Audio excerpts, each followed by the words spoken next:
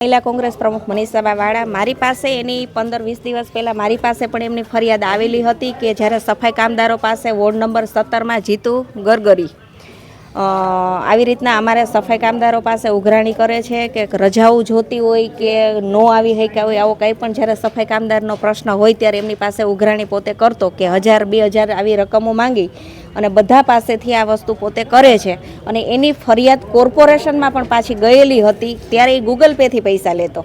એટલે ગૂગલ પેના પણ પુરાવાની બધું મારી પાસે છે અને ત્યારે મેં એમને જાણ કરી અને મેં એમને મારી પાસે ફરિયાદ આવી એટલે તરત મેં એને કીધું કે ભાઈ તમે આવી રીતના બધા પાસેથી શું કામે પૈસા લ્યો છો, શેના માટે તમે આવી ઉઘરાણી કરો છો, તમને તમારો પગાર ઓછો પડે છે. એટલે આવી રીતના મેં વાત કરેલી એટલે મેં કીધું મારી પાસે પુરાવા નહીં છે. ત્યારે વોર્ડ ઓફિસે પણ જવાની હતી પણ 8-10 દિવસનો વચ્ચે જે સમય રહ્યો એટલે એને એમ થયું કે મનીષાબા આવ્યા નથી, છતાં પણ એનામાં કોઈ ફેર નથી પડ્યો. એનું જે પોતાની જે સિસ્ટમ હતી સિસ્ટમ એને ચાલુ જ રાખી.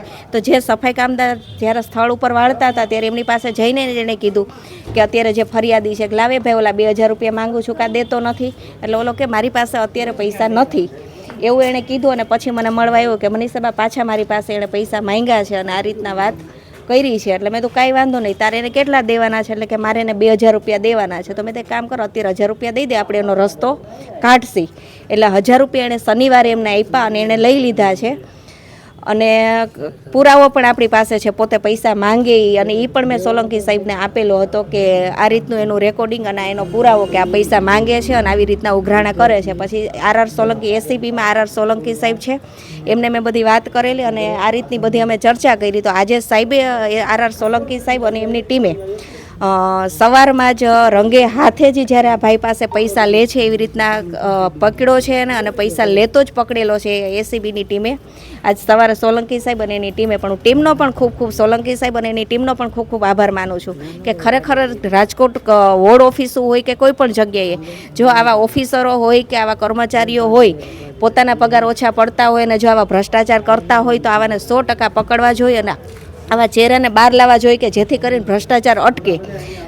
એટલે સાહેબની ટીમને પણ ખૂબ બિરદાવું છું અને રાજકોટની જનતાને પણ હું એવી અપીલ કરું છું કે ક્યાંય પણ તમારી પાસે આવી રીતના કોઈ પણ જગ્યાએ પૈસા ઉઘરાવતા આવો ભ્રષ્ટાચાર થતો હોય તો તમે એસીપીનો સપોર્ટ લ્યો, પણ સત્ય વાત અને પુરાવા તમારી પાસે હોય તો તમે લ્યો તો તમને 100% ન્યાય મળે છે. અને બીજું કે કોના કેવા અને કોના ઈશારાથી રાજકીય વર્ગ હોય કે કોર્પોરેશનના મોટા અધિકારીઓ હોય એના ઈશારા ઉપર આ ઉઘરાણી કરે છે કે શું કરે છે એ પણ આમાં ઊંડી તપાસ આપણે કરવી જોઈએ. અને રાજકોટની બધી વોર્ડ ઓફિસોમાં આ જ વસ્તુ ચાલે છે પણ જ્યારે આપણી પાસે પુરાવા નથી કે ક્યાંક સફાઈ કામદારો પોતાની નોકરીના ડરથી આપણી પાસે આવતા નથી એટલે આપણે ક્યાંક ને ક્યાંક અટકતા હોય છે. પણ હું રાજકોટમાં બધી વોર્ડ ઓફિસમાં જે જગ્યાએ આવું થતું હશે એવું બિલકુલ નહીં ચલાવવું. આવો ભ્રષ્ટાચાર થતો હશે કે ભાજપના ઈશારે કરતા હોય કે કોઈ પણ ઈશારે તો આવું ચોક્કસ આવી રીતના બહાર જ પાડીશ અને હું આવું થવા જ નહીં દઉં.